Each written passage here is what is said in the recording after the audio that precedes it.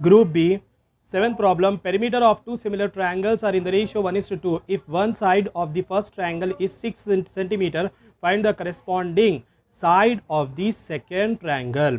यहाँ पर दो ट्रायंगल्स दिए हमको, वो जो कि सिमिलर है, सिमिलर मीन्स एक जैसे है, तो उन लोगों का रेशियो है 1:2. अगर एक साइड है ट्रायंगल की, फर्स्ट वाले ट्रायंगल की 6 है, तो उसके बराबर वाली साइड सेकेंड ट्रायंगल में कितनी होती, वो जानने के लिए सबसे पहले हम दो ट्रायंगल्स ड्रॉ करेंगे, एक छोटा ट्रायंगल, एक बड़ा, क्योंकि फर्स्ट वाला जो ट्रायंगल है उसका रेशियो है ratio of the perimeter of two similar, similar means same same दिखने वाले, सिमिलर ट्रायंगल्स इज 1:2.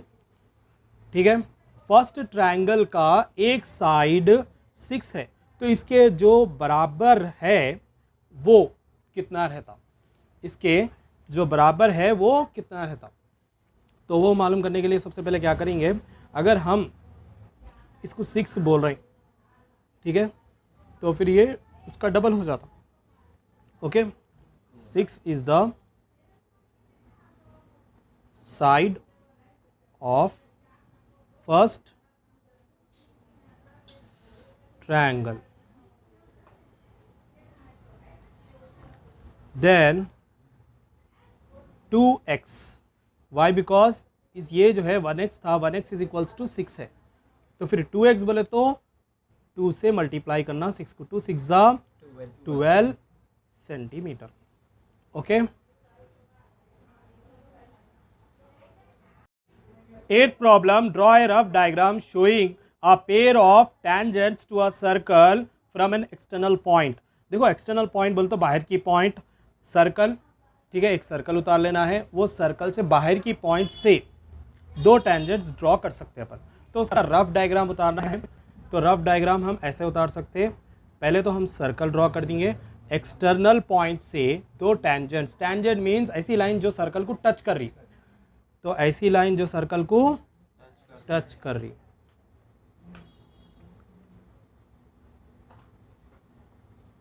तो एक टेंजेंट, ये दो tangent. Okay, 9th problem. Express cot theta and cos theta in terms of tan theta. Cot theta लिखे तो भी इसको घुमा फिरा के टैन लिख देना, और कॉस थीटा लिखे तो भी घुमा फिरा के टैन लिख देना. तो स्टार्ट करेंगे कॉट थीटा. ये 9th वाला प्रॉब्लम है. कॉट थीटा, कॉट थीटा बोले तो this is the reciprocal of tan. Cot क्या है? टैन का रेसिप्रोकल, मतलब उल्टा. ओके, नीचे आ गया ना, ये उल्टा हो गया. नेक्स्ट है cos theta. Cos theta is equals to, cos जो है सो किसका रेसिप्रोकल होता? सीकेंट थीटा का. तो वो हम लिख सकते हैं one by secant theta, one by secant theta. So cos theta is equals to, we know the identity. देखो आइडेंटिटी अपने को मालूम है, क्या है identity? Secant square theta minus tan square theta is equals to 1. तो हम यहाँ पर क्या करेंगे, टैन को उधर भेजेंगे.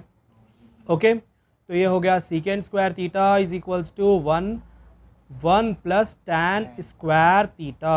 अगर हम स्क्वायर निकाले तो रूट आता, तो secant theta is equals to under root of 1 plus tan square theta.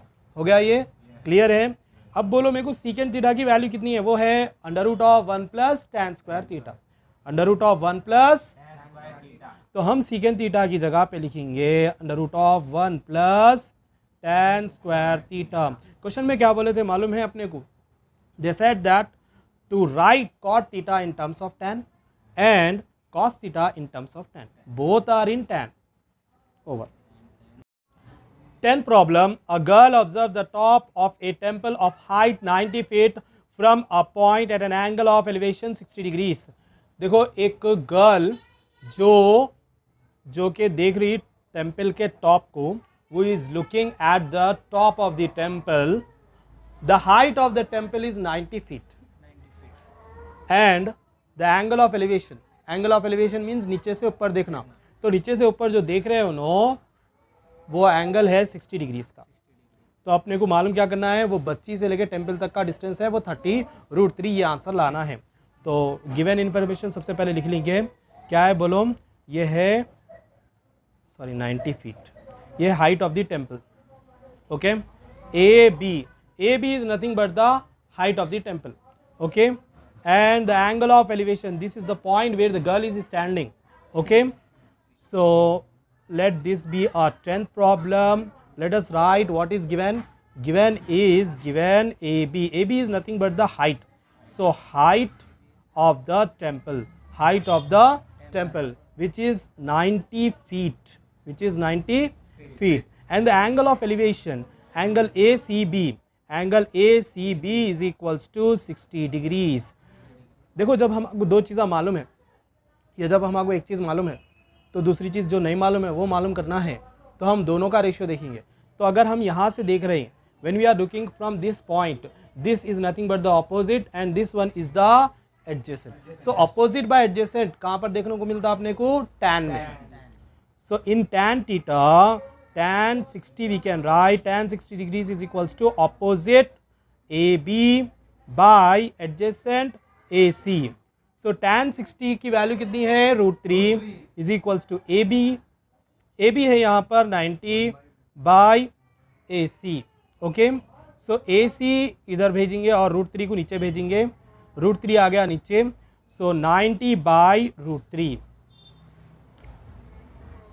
AC is equals to, मैं 3 निकाल सकता हूँ बाहर, कैसा, 33 90 होते √3, एक 3 के अंदर कितने √3 रहते, how many √3s are there, so AC is equals to 30, there are 2 √3s, √3 into √3 by √3 cancel, what is the answer, AC is equals to 30√3. So the distance between the girl and the temple is 30√3 feet. 11th problem, if two coins are tossed simultaneously.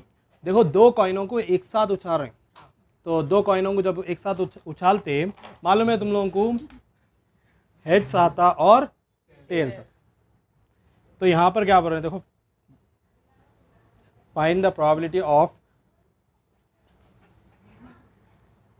Getting at least one head, एक होना head. Okay, फिर से करेंगे क्या। 11th problem, if two coins are tossed simultaneously, find the probability of getting at least one head. देखो, दो coins जो इसको एक साथ उछाल रहे हैं, दो कॉइन्स को जब एक साथ उछाल रहे हैं तो अपने को प्रोबेबिलिटी मालूम करना है कम से कम एक हेड आना। बोल तो दो भी हेड आ सकते हैं, लेकिन कम से कम एक तो भी रहना। मालूम है ना, जब हम दो कॉइन्स उछालते हैं तो ये प्रॉब्लम नंबर है 11।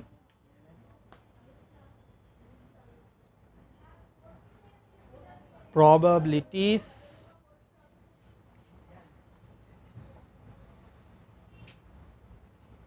सॉरी, इसको लिखेंगे हम आउटकम्स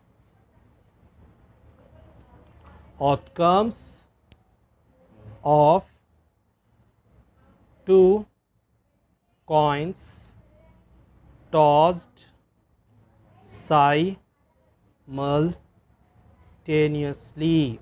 तो एक साथ जो हम दो कॉइन उछाल रहे हैं उसकी प्रोबेबिलिटी क्या है, देखो, पहली बार उछाले समझो तो तुम्हारे को दो भी जो है सो हेड्स आए, समझो हेड्स, फिर इसके बाद में दूसरी बार उछाले समझो एक आ गया एक टेल्स आ गया, तो HT, फिर तीसरी बार उछाले समझो तो एक बार जो है सो टेल्स आ गया और एक बार हेड्स आ गया, फिर उसके बाद में फिर से एक बार उछाले समझो तो दो भी टेल्स आ गए। देखो, ये एक बार, दो बार, तीन बार, चार बार, तो टोटल कितने बार उछाल रहे हैं तुम, total is equals to 4 times हो गया।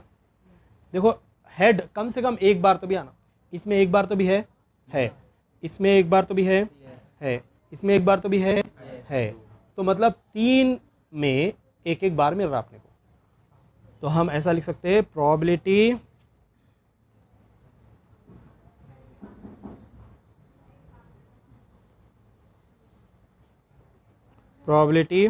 ऑफ गेटिंग at least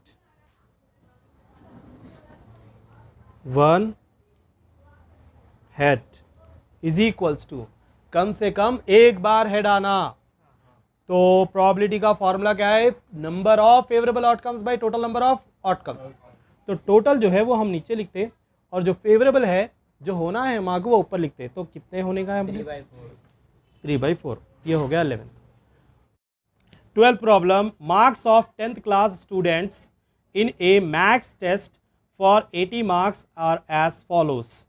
देखो मार्क्स है मैथ्स के टेस्ट में 80 मार्क्स के अंदर से, तो एक बच्चे को 65 आए, एक बच्चे को 56 आए, 72, 49, 72, 57, 70, 72, 62 and 68। Find the mode. Mode बोले तो मालूम है अपने को, जो चीज़ बार बार आती, जो चीज़ बार बार लगातार आती, समझो the observation which is repeated most frequently, okay, which is the repeated value, okay. So let us right, और ठीक है फिर भी लिख देंगे गिवन मार्क्स। क्या क्या है मार्क्स, 65, 56, 72, 49, 72, 57, 70, 72, 62 एंड 68। तो क्या बोले थे, मोड बोले तो जो चीज़ बार बार आती है। अब बोलो मेरे को, 65 बार बार है, 56 है, 72 है, 49 है, कौन सी चीज़ है बार बार, 72। देखो 72 1 2 3 3 बार 72 है, इसके अलावा कोई और नंबर रिपीट हो रहा, no. So therefore mode is 72, that's it.